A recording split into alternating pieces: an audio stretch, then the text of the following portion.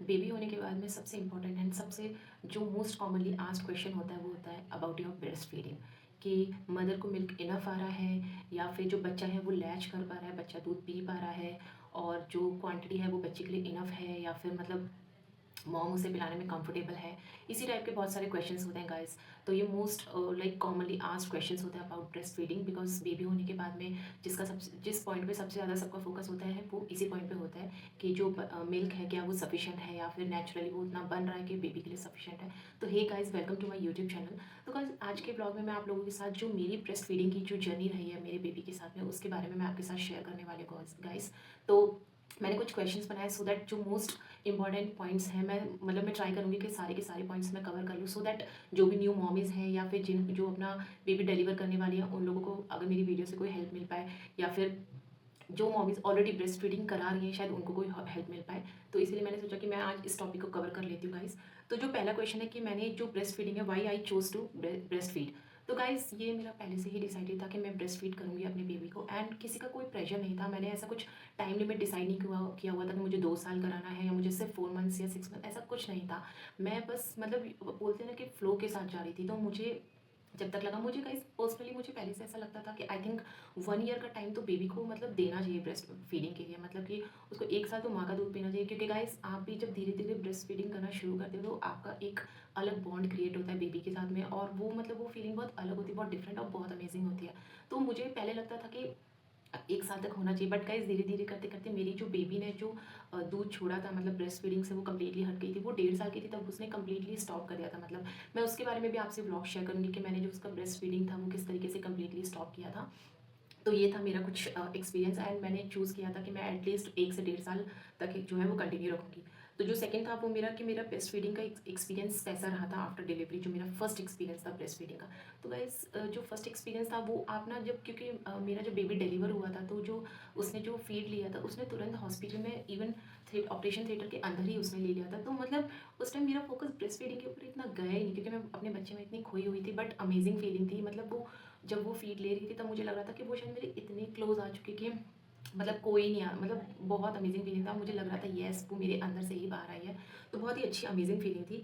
तो guys, next question है कि मैंने क्या चैलेंजेस फेस किए लाइक ब्रेस्ट फीडिंग के दौरान। तो गाइस, ब्रेस्ट फीडिंग के दौरान काफ़ी चैलेंजेस होते हैं विच आर अनटोल्ड, जो कि मतलब शायद मुझे लगता है कि इवन आपका जो पार्टनर होता है ना उसको भी 100% नहीं पता होता, क्योंकि मेरे केस में ऐसा हुआ था कि गाइस मेरे जो हस्बैंड थे उनको ना डेली हम उन्होंने न्यू कंपनी मतलब न्यू ऑर्गेनाइजेशन स्विच की थी, तो उन्हें ना डेली ऑफिस जाना था, ठीक है।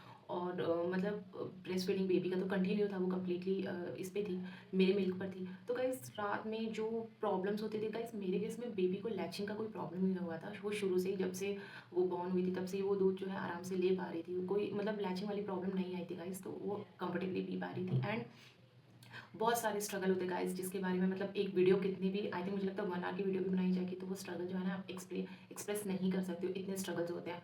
और गाइस मतलब जब न्यू बॉर्न बेबी होता है तो आपको डॉक्टर बताता है कि 6 to 7 मंथ्स क्या होता है कि आपको हर 2 आवर्स में बेबी को फीड कराना है। तो गाइस अब 2 आवर में मतलब आप अभी जस्ट बेबी को फीड करके सुला रहे हो, एंड देन अगेन आपको 2 आवर्स के बाद मतलब आपकी नॉट इवन 1 आवर की स्लीप हो रही है। तो वो जो स्ट्रगल था वो तो मतलब बियॉन्ड मैं एक्सप्लेन भी करूँगी। तो बस आई थिंक जो मॉमीज़ हैं जिन्होंने ऑलरेडी किया है ये ब्रेस्ट फीडिंग, या फिर जो ऑलरेडी इस फेज़ में है वो रिलेट कर सकते हैं। तो इट इज़ वेरी वेरी मतलब बहुत स्ट्रगलिंग होता है गाइस। एंड मतलब hats off to all the womens, मतलब जो माएँ हैं, मतलब माँ का जो दर्जा वो सबसे ऊपर ऐसे ही नहीं दिया गया। क्योंकि अब हम जब मैं माँ बन गई तो मुझे पता चल रहा है कि कितना डिफ़िकल्ट होता है गाइस, मतलब बहुत ये होता है। एंड क्या बोलते हैं हमें, मतलब शुरू में क्योंकि जर्नी इतनी नई होती है, और आप कितनी भी ब्लॉग्स वीडियोस कुछ भी देख लेंगे गाइस, लेकिन वो जो रियल टाइम लर्निंग होती है ना वो आपको तभी मिलती है जब आप अपने खुद के बच्चे को संभालते हो, चाहे वो उसकी मतलब छोटा सा उसको ब्रेस्ट फीडिंग हो या फिर उसको फर्स्ट टाइम मतलब उसको बात कराना हो, कुछ भी हो गाइस, वो आप जब खुद अपना एक्सपीरियंस लेते हैं ना तभी आपको समझ में आता है कि उसका रियल स्ट्रगल क्या होता है। तो गाइस काफ़ी स्ट्रगलिंग काफ़ी रहा था रात में, मतलब क्योंकि क्या होता है कि बेबी को आप जब उठाते हो दूध पिलाने के लिए ना तो वो उठ जाता है, फिर उसको दोबारा सुलाना। तो गाइस मेरे केस में तो मेरी बेबी की रात की नींद बहुत ज़्यादा कम थी, तो मतलब क्या बोलते हैं मेरे लिए बहुत डिफिकल्ट होता था, ठीक है। और एक टाइम रात में ऐसा आता है कि भले आपके पास कोई भी हेल्प होगी ना, आपको ही देखना है, कोई नहीं देखता, क्योंकि सबके माइंड में एंड ऑफ दी मतलब उनको एक थॉट है कि yes she is there, she is now a mother, तो शी विल टेक केयर। तो ऐसा बहुत मतलब माँ के ऊपर ही छोड़ दिया जाता है। तो मुझे लगता है 100% ओनली आई वॉज देयर। मैं ये कह सकती हूँ। एंड गाइस पेन, मतलब पेन बहुत होता था, क्योंकि जब वो 6 to 7 मंथ्स की हुई थी तो उसको टीथ आना शुरू हो गए थे, ठीक है।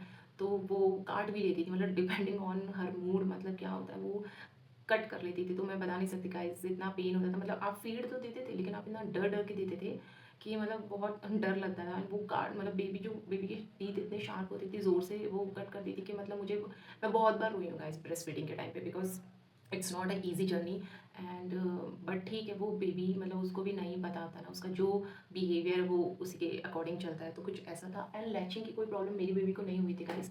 और मेरा जो मिल्क था गाइस, मतलब मेरे केस में मेरा मिल्क भी सफिशिएंट था, इवन मुझे ज़्यादा ही उसका फ्लो, मिल्क का फ्लो बहुत ज़्यादा ही था। तो मुझे शुरू में एक्चुअली थोड़ा डर लग रहा था, बिकॉज मैंने ये सब कुछ पहले देखा नहीं था। And all of a sudden ये हो भी रहा है तो मेरे साथ हो रहा है, तो मतलब मुझे ना काफ़ी मतलब मेरा जो मिल्क ये था वो काफ़ी ओवर था, मतलब उसका जो ये क्वांटिटी वो बहुत ओवर थी। But somehow with time मैंने मैनेज किया।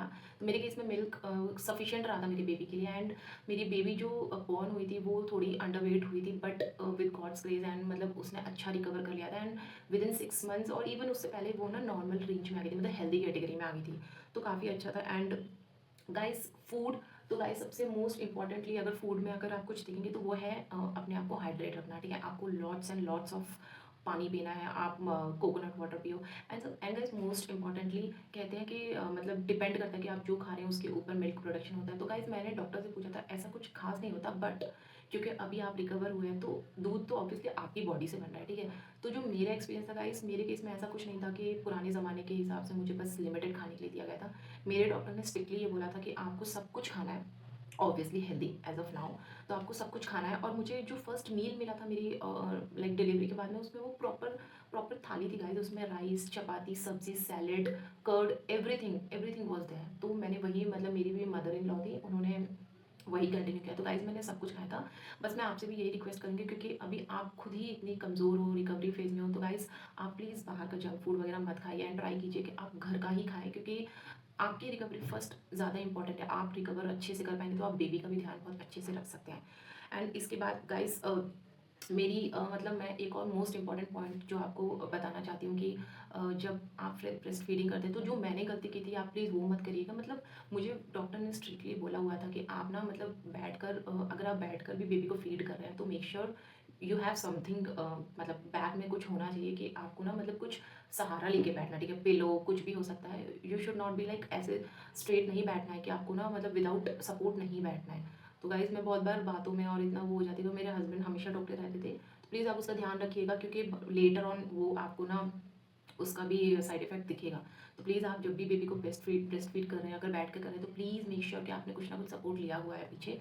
तो वो आप प्लीज़ डेफिनेटली उसको ये कीजिए, फॉलो कीजिए। एंड गाइस बेबी का शेड्यूल, मतलब आप उतने छोटे बेबी का ब्रेस्ट फीडिंग का शेड्यूल एकदम से तो डिसाइड नहीं कर सकते, बिकॉज शुरू में आपको वो 2 2 आवर्स के अंदर बेबी को फीड करना है। अगर वो डीप स्लीप में है ना बेबी आपका, आपको तब भी उठ के उसको फीड कराना है, कुछ ऐसा होता है। एंड शेड्यूल गाइस पहले कुछ नहीं होता, बट धीरे धीरे धीरे धीरे फिर ना आपको पता चल जाता। एक माँ को, मतलब मुझे ना अच्छे से पता चल जाता कि कितनी क्वांटिटी उसके लिए सफिशिएंट है, या अब मुझे कितनी देर में, यस मैं अब 3 आवर्स का गैप दे सकती हूँ, 4 आवर्स का गैप देती हूँ। वो धीरे धीरे ना मदर को आराम से समझ में आता है। तो ऐसा कोई स्पेसिफिक शेड्यूल नहीं है कि जिसको आप मतलब पहले से फॉलो कर सकते हैं। शेड्यूल आप खुद, आप और आपका बेबी खुद वो शेड्यूल बनाता है गाइस। तो कुछ ऐसा रहता है। एंड गाइस इसके बाद commonly myth and versus reality, common myth and versus reality. तो गाइस मिथ मेरे केस में जो मैंने फाइंड आउट की वो ये थी कि मेरी जो मदर इन लॉ थी वो मुझे हमेशा ये बोलती थी कि मतलब तुम ना हमेशा ना नहाने से पहले, स्पेशली अगर if you are taking a head bath, तो तुम ना अपने हेड बाथ से पहले बेबी को फीड कर दो, क्योंकि हेड बाथ लेने के बाद में बेबी को फीड करने से क्या होता है ना, बेबी को कोल्ड आ जाता है। तो गाइस मेरे दिमाग में बहुत क्यूरियस थी कि एग्जैक्टली ऐसा होता है क्या नहीं होता है। तो मैंने ना, मतलब अपने डॉक्टर से ये पूछा, मतलब कि क्या ऐसा होता है डॉक्टर। तो उन्होंने बोला कि नहीं ये सब मिथ होता है, ऐसा कुछ नहीं होता है। आप हेड बाथ लेने के बाद, शावर लेने के बाद में भी अपने बेबी को तुरंत बाद भी फीड कर सकते हो। इससे बेबी को कोई कोल्ड नहीं होता है, कोई प्रॉब्लम नहीं होगी, baby will be good fine. And guys आपका जो आप खाते हो उसका भी कोई इतना डायरेक्ट इफेक्ट नहीं होता। ये पहले की बातें, पुराना ज़माना जो है वो फॉलो करता आ रहा है, बट मैं आपको अपने न्यू एक्सपीरियंस के हिसाब से बता रही हूँ, बिकॉज मैंने ये सब जो भी मैं इन्फॉर्मेशन आपको दे रही हूँ ये मैंने डॉक्टर से कंसल्ट की हुई है। तो डॉक्टर ने मुझे बताया हुआ था कि आप बस मेक श्योर कीजिए कि आप हेल्दी खाएं, ठीक है। तो गाइस इतना तो मैं भी आपसे रिक्वेस्ट करूँगी कि जब तक आपका बेबी 6 7 मंथ्स का होता है तो आप प्लीज़ थोड़ा हेल्दी खाइए, फ्रूट्स खाइए, खूब सारा पानी पीजिए, और नारियल पानी पीजिए, ये सब बहुत हेल्पफुल रहता है। एंड लास्टली मैं बस ये बोलना चाहूँगी न्यू मॉमीज़ को कि गाइस देखिए, जो ब्रेस्ट फीडिंग होती है ना, वो प्योरली आपकी जर्नी है, ठीक है? इसमें किसी और का इंटरफेरेंस कुछ नहीं कर सकता है। इसमें आप, आपका बेबी एंड थर्ड पर्सन अगर इसमें कोई इन्वॉल्व हो सकता है तो दैट इज़ डॉक्टर, ओके? और अगर आपको कोई भी, अब तो गाइस इतने सारे मतलब हमारे पास इतने सारे रिसोर्सेज हैं, आप ऑनलाइन भी चेक कर सकते हैं, आप तुरंत डॉक्टर से बात कर, आप ऑन कॉल डॉक्टर से कंसल्ट कर सकते हैं। तो प्लीज़ मेक श्योर कीजिए कि आप, अगर आपको छोटा सा भी डाउट है तो आप डॉक्टर से पूछ लीजिए एंड पुराने ज़माने की उस पर मत जाइए, बिकॉज अब टाइम काफ़ी चेंज हो चुका है। बिकॉज हमारी जो बॉडीज़ हैं और जो पहले की बॉडीज़ होती थी उनमें बहुत ज़्यादा डिफरेंस है, मतलब उनका जो खाना पीना था वो काफ़ी प्योर और शुद्ध था एंड हमारा भी उनसे काफ़ी डिफरेंट है। तो गाइज़ ऐसी मेरी कुछ ब्रेस्ट फीडिंग की जर्नी थी एंड गाइज़ मतलब ऑब्वियसली जो ब्रेस्ट फीडिंग की जो जर्नी, जो ये शब्द है, ये बहुत क्लोज होता है हर मदर की। तो प्लीज़ इंजॉय करिए अपना ब्रेस्ट फीडिंग एंड ज़्यादा टेंशन मत लीजिए। जिसको मिल्क नहीं आता है, कम मिल्क आता है, guys that is also okay. Even if आपको बिल्कुल भी मिल्क प्रोडक्शन नहीं है और आपके बेबी को बॉटल फीड पे आना पड़े, तो that is also okay guys, कोई प्रॉब्लम नहीं है। बस बेबी का आप ध्यान रखिए, बेबी अच्छा होगा। तो आप मतलब ज़्यादा टेंशन मत लीजिए। इसके अलावा भी अगर आपको ब्रेस्ट फीडिंग के इस जर्नी के ऊपर कोई भी क्वेश्चन है तो आप मुझे डेफिनेटली पिन करके पूछ सकते हैं कमेंट सेक्शन में। मैं आपको डेफिनेटली इसका आंसर करूँगी। मिलते हैं